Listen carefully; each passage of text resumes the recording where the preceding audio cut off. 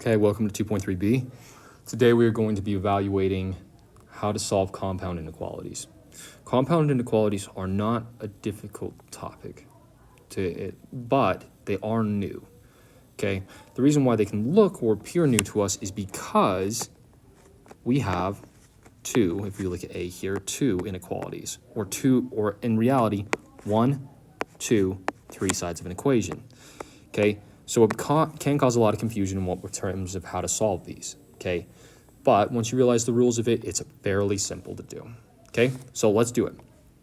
First thing I want to do is understand that we still want to get x alone, but instead of having it be alone on the outside of our equation, on our left side of our equation, so if we had like something like x is less than 2, it'd be on the left side. We don't want it on the left side. Instead, we want it to stay in the middle of our equation. Okay, we want to keep our x's right here.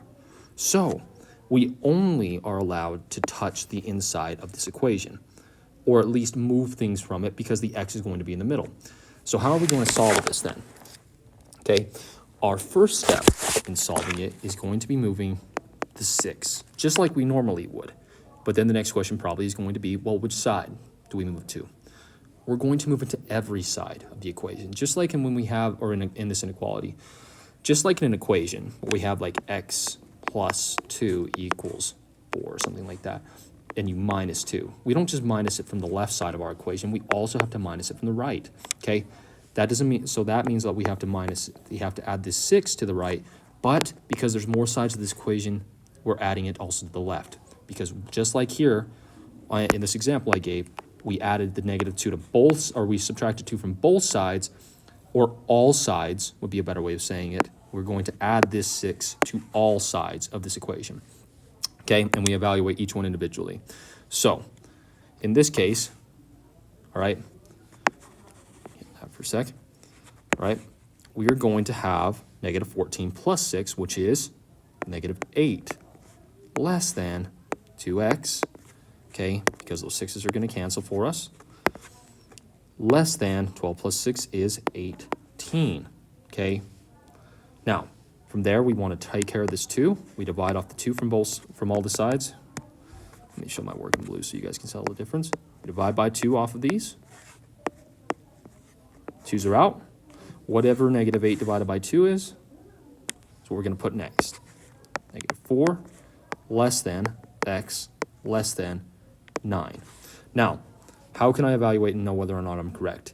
Is negative 4 less than 9? It is, so that means I probably did my equation right. It's a good way of knowing and checking. Okay, so now let's first go down to our number line. Okay, so this is going to be our inequality answer right there. That's going to be our first answer. Let's write it out on a number line. Negative 4 over here, 9 over here. Remember, your smaller number is going to be on this left-hand side, and your larger on this right. Okay, just so you guys understand, we have to make sure that works, or else it's not going to be, or else it will not work for us. So let's see. Since we have a negative 4 over here, let me also just make sure that's going to be, I want this color, negative 4, okay? Where is the x in relation? If you guys remember from the last notes, it's in the middle, so that means that we're going to be an and equation in this case. So, and, they're going to be both open circles because they don't have an equal to, okay? Pink is going to be going in, and blue is going to be going in. Okay, now for our final answer, we're going to have to make sure that we have our interval notation written out. And our interval notation in this case is going to be parentheses, okay, negative 4, comma, 9. And that's your answer right there. Okay, so that's one answer, 2 answers that we're looking at right there. All right, so let's move on to B. Okay. This is going to be our first example of something that's going to be a little bit different. So remember, we want to keep our x in the middle. So the first thing I want to get rid of is this 2 because it's the first thing from x. Subtract 2 from all sides. All right. Once we subtracted 2 from all sides, we're going to get rid of these, okay, and end up with negative 15 less than or equal to, and negative 5x less than or equal to 7. Now here's where we're going to get a little bit tricky, right? So if you guys can remember, we are going to have to divide off this negative 5, But what happens when we divide a negative? Everything flips for us, okay? Everything flips because this number that we're dividing by is a negative number. So when we write out our equation, I always want to make sure, so I'll do it first. Okay, do our work here. We get 3. Now when we do this, we're going to also have to change up this inequality, so it's going to be greater than or equal to x. And this one is also going to flip at the same time, greater than or equal to, hold on, greater than or equal to negative 7/5, because those are not going to reduce. Now, what I next want to do is not leave this as an answer. Many of you will begin to think that we have to put the negative 7/5 on this side and the 3 on that side. That is wrong. Don't do that. Instead, what we're going to do is rewrite this equation so that our inequalities are facing the correct directions, okay? So instead, we're going to move this negative 7/5 to this side.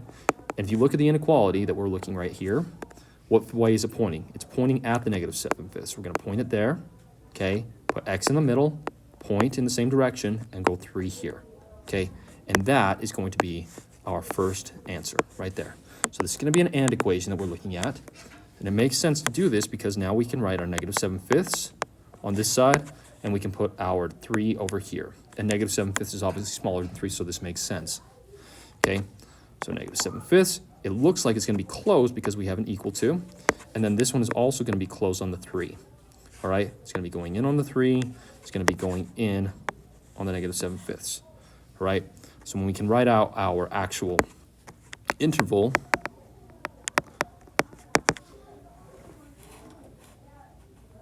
we are going to get bracket, negative 7/5, comma, 3, bracket. Okay, those are your answers. Okay, let's go down here. Now, this is an OR equation. It means that we're just going to have to solve OR equation twice, okay? 2 separate equations. But you still want to make sure you follow all the rules of doing this. So we're going to add 1 here. Okay, you're going to get 4x greater than or equal to 8, okay? Then you're going to divide off the 4.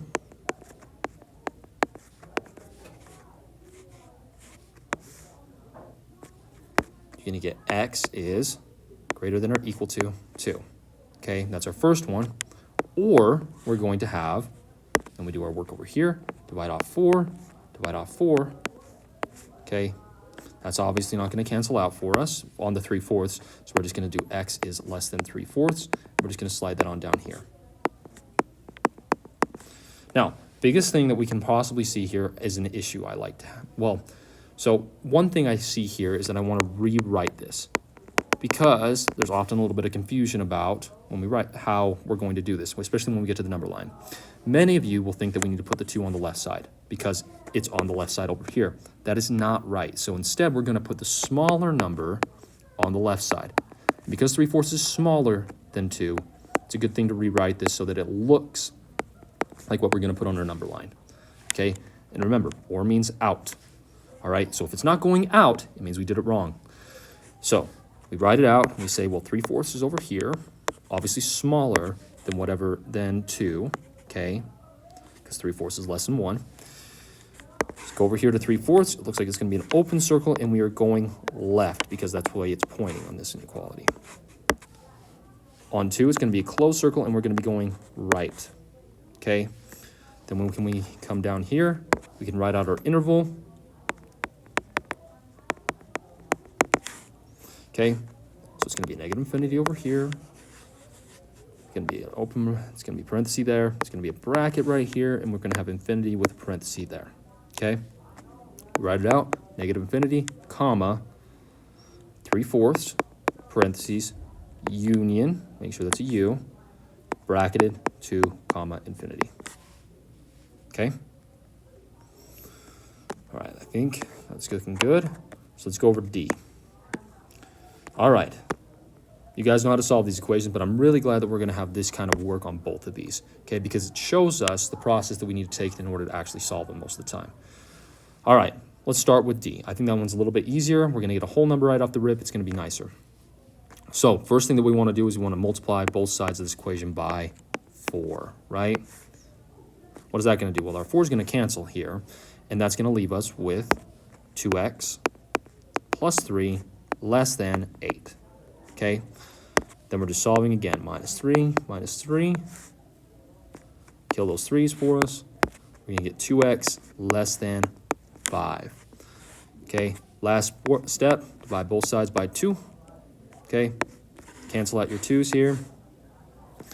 You are going to get x is less than 5/2. That's our first one. And it's an or, so I'm going to throw an or right there.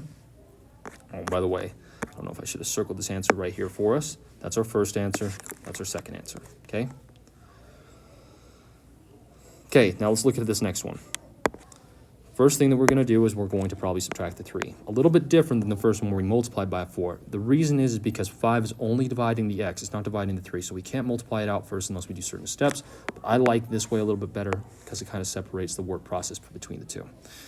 Okay, now for you guys' sakes, I would ask you to get a calculator out for this one. So what we're going to end up here with is a negative 13 over 5, okay? Next thing that we want to do in terms of our work is multiply out the 5, but we also still have this negative that I want to get rid of. So I'm going to multiply by negative 5 at the same time to get rid of that negative, okay? So the negative 5's are going to cancel out, and this negative is going to kill this one and the 5's as well. So now we're going to end up with something that looks like x. Now what do we divide? What are we multiplying by on both sides? Multiplying by a negative 5. In this case, it was a negative 5, right? So we want to make sure that we are going to flip this sign. It's not only dividing by a negative, it's going to be multiplying both sides by a negative number that's going to affect us. Okay, so we're going to get x is greater than, in this case, 13, because those 5's are going to cancel for us.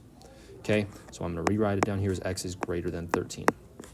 Now, you might be wondering, Mr. Hewitt, do I have to flip this again just like we did on C? I'm going to tell you no. Why, though? The reason is because 5/2 is obviously going to be smaller than 13, and we want to make sure that that's going to be lined up like this, where the smaller numbers on the left and the larger numbers on the right, okay?